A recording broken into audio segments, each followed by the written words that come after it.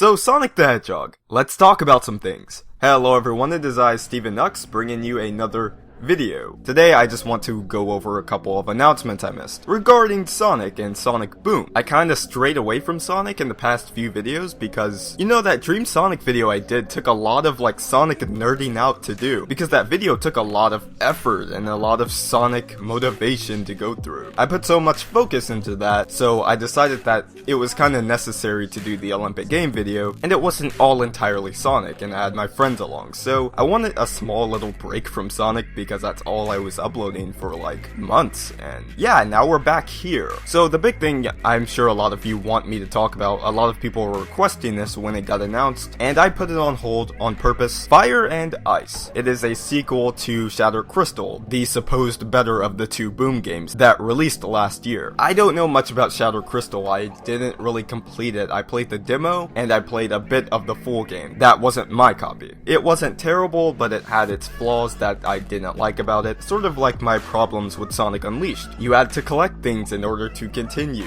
Thought that was pretty stupid. That, along with some things just being super repetitive and things getting really boring. From my small experience with Shattered Crystal, I didn't think it was best game ever, I didn't think it was worst game ever. But the big debate about it is, people were really not expecting Sonic Boom to get any kind of sequel this year, let alone ever, because of how bad the past games sold. They had this negative energy around them to where anytime you hear Sonic Boom, whether it has some positives in it, you know, with the comics and the TV show, it's always gonna have this negative connotation around it, strictly because of Rise of Lyric and maybe Shattered Crystal. If you guys know me, I never go mainstream and I form my own opinions, and I try to stay logical with things. Is a Sonic Boom sequel the worst thing ever? No, not at all. And here's why. If you just come to your senses for 5 minutes. It won't hurt, just 5 minutes. And I'm talking to the people that are just thinking that this is the worst thing ever. If you just remind yourself that Sonic Boom is a TV franchise, then you'll be all set. I'm going to be first to say that I didn't expect this sequel right away. I didn't expect it at all this year. As you remember, all I predicted was the Olympic Games. But even though I didn't see this game coming at all this year, it kinda makes sense. The TV show has been out now. It's like an established television show that's been on Cartoon Network for months now. The ratings are actually pretty good, whether you like it or not. Shattered Crystal getting a sequel isn't the worst thing ever because it's just another TV show getting another game. I can recall way back in the GBA days, shows like Kim Possible. Awesome show, and it got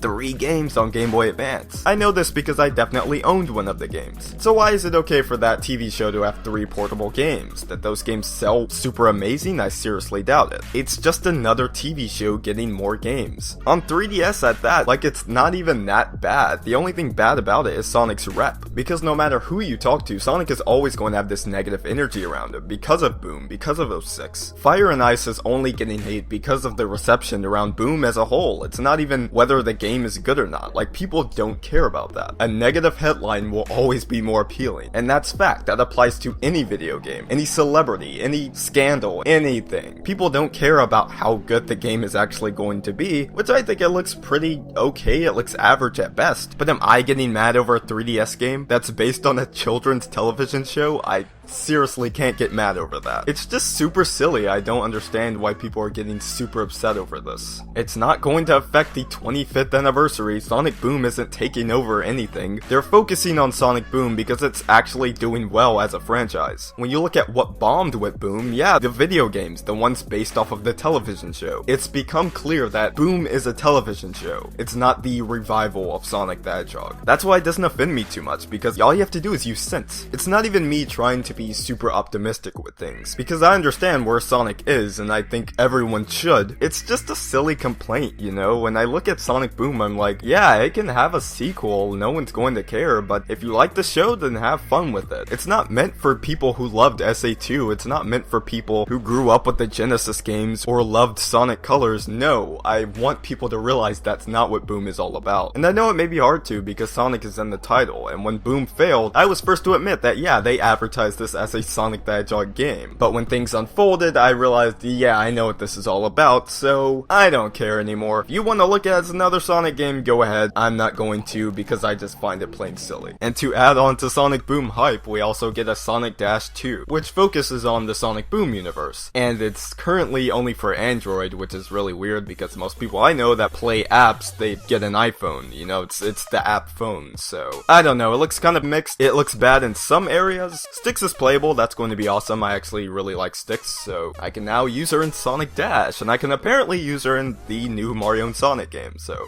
that's other news. Sonic Runners also released worldwide, so I guess I can give my brief opinions on that. The game itself, okay, like, my first impressions were, this game gives me such the biggest headache I could ever imagine. I swear, when I first played this, I've adjusted now, like I'm used to it now, but good god. When it moves so fast, my eyes get so distorted, and I just get the biggest headache, like I just can't. There's so much going on with the background, and like, you can barely see things that are moving so fast, at least that's my experience. And good god, I could not play that game for more than 10 minutes, like when I first played it. Like my first 3 runs with Sonic Runners, absolutely terrible. And then I just kinda adjusted. I started playing more because I wanted more rings, and yada yada yada. It's an okay game, it gets boring after a while, you can only play for a certain amount of turns, and the process of unlocking characters is the worst idea ever. Okay, I do see some positives in it, because you want to make people play the game more, you want to make people get the rare characters and cherish what they did to get to it, and I'm the only one that has Rouge or Omega or Classic Sonic. But at the same time, it's so money hungry. Like, you're definitely not going to get enough red rings that you want playing the game normally, so you're going to end up buying the rings with real money, because the way you have to get the characters is like, it's so like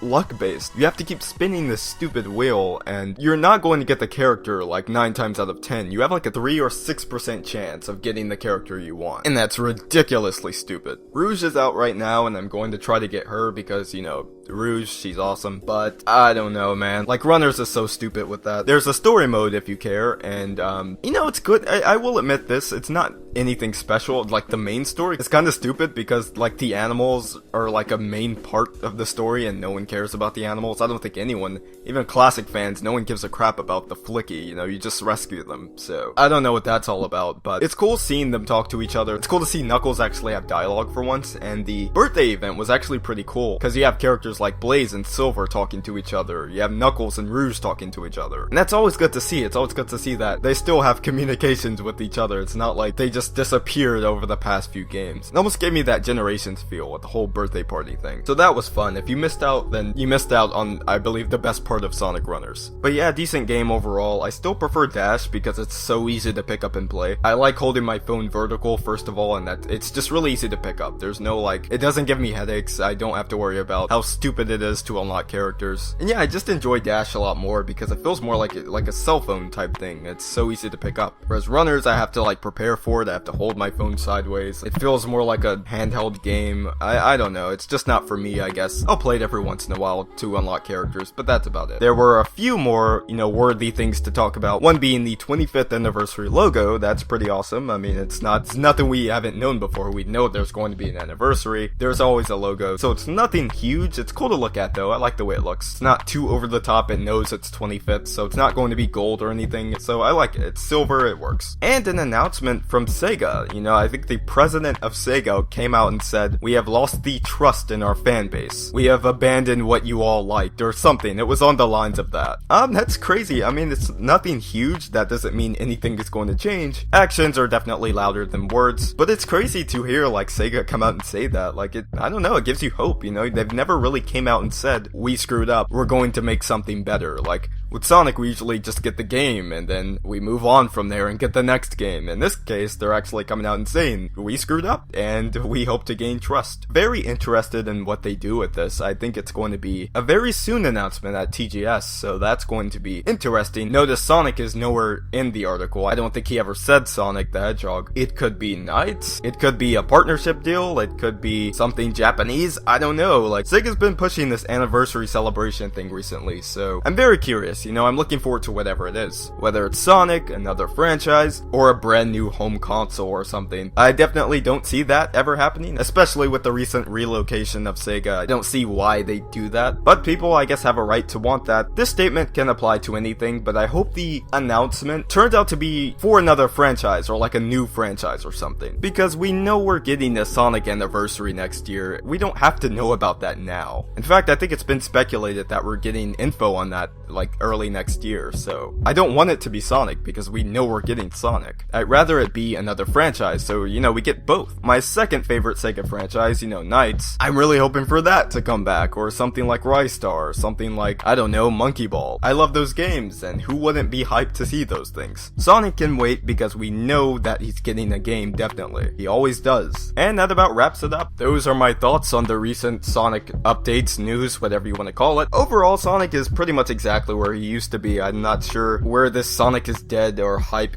is coming from. It's the exact same situation he was in after the Boom games released. It's just more people trying to sound cool by hating on Sonic. It's the usual at this point. Sonic is definitely not in the best position. Again, I think we're in some kind of dark age. I'm sure you all know that. I still don't think Sonic is dead as a franchise. I think that's ridiculous, but people love to exaggerate, and I understand it because, you know, it's fun. It's fun to exaggerate, especially when you have other people doing it. You don't feel so radically different. Me, on the other hand, of course, I just approach this whole thing logically. I think the franchise is just a franchise at that. Sonic is its own thing, Boom is its own thing. It's all about reputation. If you care about reputation, yeah, I agree, Sonic doesn't really appeal to that many people, I think. But the franchise is definitely still going, and we can only expect something next year, whether it's more info or a trailer on the movie, or the 25th anniversary. But that's just what I think. My name is Steven Nux, and I will definitely talk to you all later, on a different day, at a different time, in a different world. Too much? Too much.